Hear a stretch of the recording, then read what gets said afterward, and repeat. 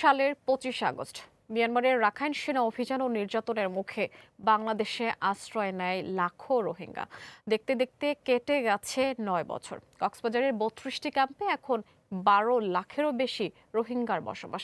একসময় দ্রুত প্রত্যাবাসনের যে আশা তৈরি হয়েছিল তা এখন পরিণত হয়েছে দীর্ঘ অনিশ্চয়তায়। ৯ বছরও কেন ফিরতে পারছে না রোহিঙ্গারা?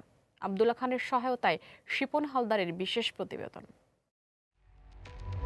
কক্সবাজারের উখিয়া ও টেকনাফের ৩২টি ক্যাম্পে এখন বসবাস করছে ১২ লাখেরও বেশি রোহিঙ্গা। ইউএনএইচসিআর এর হিসেবে ৩১ জুলাই পর্যন্ত নিবন্ধিত রোহিঙ্গার সংখ্যা ১২,২,০২৪ জন। এর মধ্যে ২০২৪ সালের ডিসেম্বর থেকে চলতি বছরের জুলাই পর্যন্ত নতুন করে নিবন্ধিত হয়েছে ১,৫৪,৬৯০ জন। ২০১৭ সালের ২৫ আগস্টের পর বাংলাদেশ ও মিয়ানমারের মধ্যে একাধিকবার প্রত্যাবাসনের উদ্যোগ নেওয়া হয়েছে। ২০১৭ সালের নভেম্বরে চুক্তি, পরের বছর যৌথ ওয়ার্কিং কমিটি, ২০১৭ সালের নভেম্বরে চুক্তি, পরের বছর যৌথ ওয়ার্কিং গ্রুপ এবং প্রত্যাবাসনের সময়সূচিও নির্ধারণ করা হয়। পরিকল্পনা ছিল প্রতিদিন ৩০০ জন করে সপ্তাহে ১,৫০০ রোহিঙ্গাকে ফেরত পাঠানো হবে। কিন্তু বাস্তবে একজন রোহিঙ্গাকেও ফেরত পাঠানো সম্ভব হয়নি। ২০১৮ ও ২০১৯ সালে ২ দফা প্রত্যাবাসনের উদ্যোগ নেওয়া হলেও নিরাপত্তা, নাগরিকত্ব ও আস্থার সংকটে তা ব্যর্থ হয়। এরপর বদলে যায় রাখাইনের পরিস্থিতি। ২০২৩ সাল থেকে রাখাইনের বড় অংশ এখন আরাকান আর্মির নিয়ন্ত্রণে।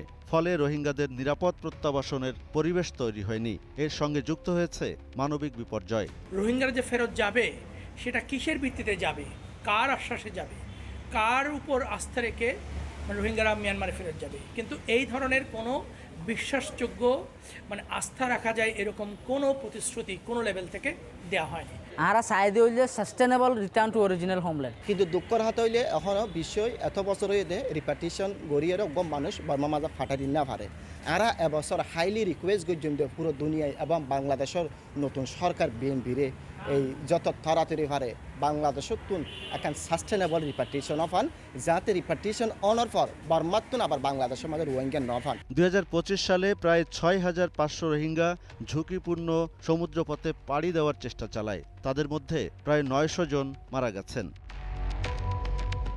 এরই মধ্যে রোহিঙ্গাদের সংখ্যা ও পরিচয় নিয়েও মিয়ানমারের সঙ্গে বাংলাদেশের বিরোধ তীব্র হয়েছে। মিয়ানমার দাবি করছে বাংলাদেশে রোহিঙ্গার সংখ্যা নিয়ে আন্তর্জাতিক পর্যায়ে অতিরঞ্জিত তথ্য দেওয়া হচ্ছে। বাংলাদেশের দেওয়া ৮,২৮,৮২৪ জনের তালিকার মধ্যে ৩১ জুলাই পর্যন্ত ৪,২৬,৫৪৫ জনকে যাচাই করেছে মিয়ানমার। ঢাকা অবশ্য মিয়ানমারের এই বক্তব্য প্রত্যাখ্যান করেছে। আমরা তো আশা করছি প্রত্যাবাসনই একমাত্র সমাধান রোহিঙ্গা ক্রাইসিসের, এবং সেটি হবে। তবে সেটি যেহেতু পুরোপুরি বাংলাদেশের হাতে নয়, সেটি নির্ভর করছে মিয়ানমারের উপর এবং মিয়ানমারের অভ্যন্তরীণ শান্তি শৃঙ্খলার উপর এবং আন্তর্জাতিক সম্প্রদায়ের চাপের উপর। তো সেটি অবশ্যই বাংলাদেশ সব পক্ষগুলোকে সাথে নিয়েই কাজ করছে। বাংলাদেশের জন্য সংকটটি এখন আর শুধু মানবিক নয়, দীর্ঘমেয়াদী শরণার্থী সংকটের সঙ্গে যুক্ত হয়েছে নিরাপত্তা, মাদক ও মানব পাচার, সীমান্ত পরিস্থিতি এবং আন্তর্জাতিক সহায়তা কমে যাওয়ার ঝুঁকি। তাই শুধু দ্বিপক্ষীয় আলোচনায় আটকে না থেকে আসিয়ান, চীন, তুরস্ক, মালয়েশিয়া ও নরওয়ের মতো দেশকে যুক্ত করে রাজনৈতিক সমাধানের পথ খুঁজছে ঢাকা। Shipon Haldar, green news, Dhaka. মাগুরার বহুল আলোচিত ৮ বছরের শিশু আসিয়া ধর্ষণ ও হত্যা মামলায় মৃত্যুদণ্ড অনুমোদনের আবেদন ও আপিলের উপর রায় ৩১ আগস্ট। বিচারপতি বিশ্বদেব চক্রবর্তী ও বিচারপতি কে এম রাশেদুজ্জামান রাজার সমন্বয়ে গঠিত হাইকোর্ট বেঞ্চ রায়ের ঘোষণা দেন। আদালতে আসামি পক্ষে শুনানি করেন রাষ্ট্রনিযুক্ত আইনজীবী হাফিজুর রহমান খান। রাষ্ট্রপক্ষে ছিলেন ডেপুটি অ্যাটর্নি জেনারেল ইমাম হাসান তারেক। ২০২৫ সালের মার্চ মাসের শুরুতে মাগুরার নিজ নান্দোয়ালি গ্রামে বোনের শ্বশুরবাড়ি বেড়াতে গিয়ে শিশু আসিয়া ধর্ষণ ও যৌন নিপীড়নের শিকার হয়। পরে ঢাকা সম্মিলিত সামরিক হাসপাতালে চিকিৎসাধীন অবস্থায় ২০২৫ সালের ১৩ মার্চ মারা যায় শিশু আসিয়া।